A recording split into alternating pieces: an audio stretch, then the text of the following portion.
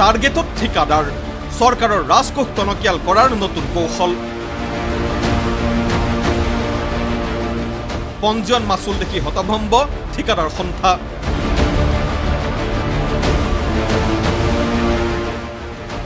লোকনিৰ্মাণ বিভাগৰ এক নিৰ্দেশনাই এতিয়া বিপদত পেলাইছে ৰাজ্যৰ বহু ঠিকাদাৰক লোকনিৰ্মাণ বিভাগৰ পঞ্জীয়নৰ মাচুল দেখি আঁতৰি গৈছে বহু ঠিকাদাৰ পূৰ্বৰ তুলনাত কেইবা গুণলৈ বৃদ্ধি পঞ্জীয়ন মাচুল ঠিকাদাৰসকলৰ কেটেগৰী অনুযায়ী বৃদ্ধি কৰা হৈছে পঞ্জীয়ন মাচুল এতিয়াৰে পৰা ক্লাছ 1A ঠিকাদাৰৰ পঞ্জীয়ন মাচুল 5 লাখ টকা ক্লাছ 1B ঠিকাদাৰৰ পঞ্জীয়ন মাচুল 2 লাখ টকা আৰু ক্লাছ 1C ঠিকাদাৰৰ মাচুল 2 লাখ টকা দ্বিতীয় শ্ৰেণীৰ ঠিকাদাৰৰ পঞ্জীয়ন মাচুল 50,000 টকা আৰু তৃতীয় শ্ৰেণীৰ ঠিকাদাৰৰ পঞ্জীয়ন মাচুল 25,000 টকা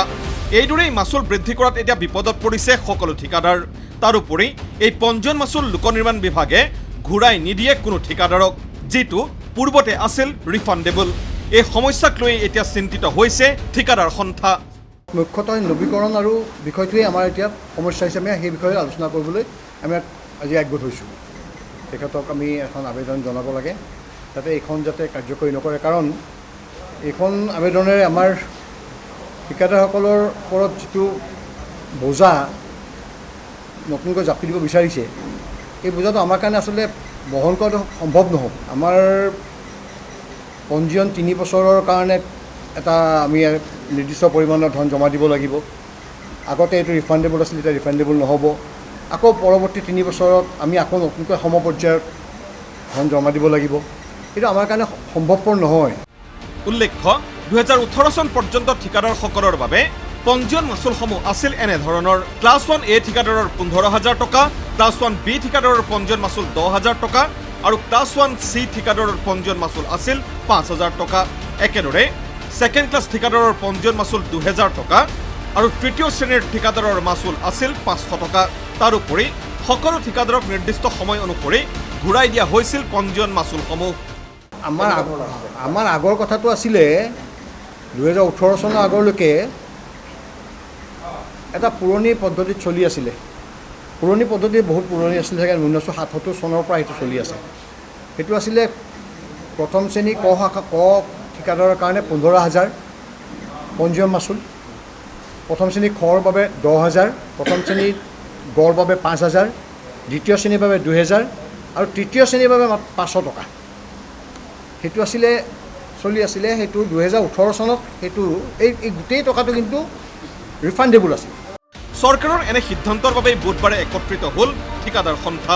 পূব গুৱাহাটী বিহু সন্মিলনীৰ সভাঘৰত একত্ৰিত হৈ ঠিকাদাৰ সন্থাৰ আহ্বান মুখ্যমন্ত্ৰী ডক্টৰ হিমন্ত বিশ্ব শৰ্মালৈ এই নতুন নিয়ম প্ৰত্যাহাৰ কৰক লোকনিৰ্মাণ বিভাগে আমি আজি সভাই আলোচনা মৰ্মে আমাৰ মাননীয় মুখ্যমন্ত্ৰী মহোদয়ৰ ওচৰত এই নবীকৰণ সম্পৰ্কত এটা আমাৰ আৰ্জি দাঙি ধৰিব বিচাৰিছোঁ তেখেতে যাতে এই যিটো নতুন আদেশ জাৰি হৈছে এই নতুন আদেশখন যাতে পুনৰ বিবেচনা কৰি এখন কাৰ্যক্ষম নকৰে তাকে আবেদন জনাবলৈ আমি সবে আজি সকলো ঠিকাদাৰে একমত হৈছোঁ উল্লেখ্য যে লোকনিৰ্মাণ বিভাগৰ এনে সিদ্ধান্ত কাৰ্যকৰী হোৱাত এতিয়া ৰাজ্যৰ বহু সৰু বৰ ঠিকাদাৰে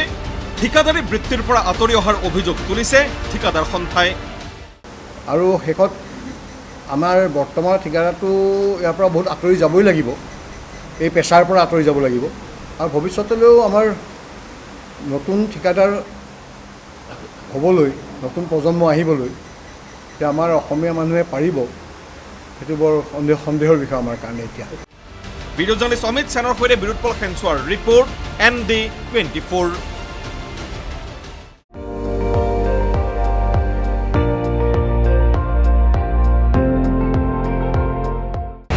আপুনি চাই আছে ND24 সৰ্বশ্ৰেষ্ঠ নহয় সৰ্বোত্তমৰ দৌৰত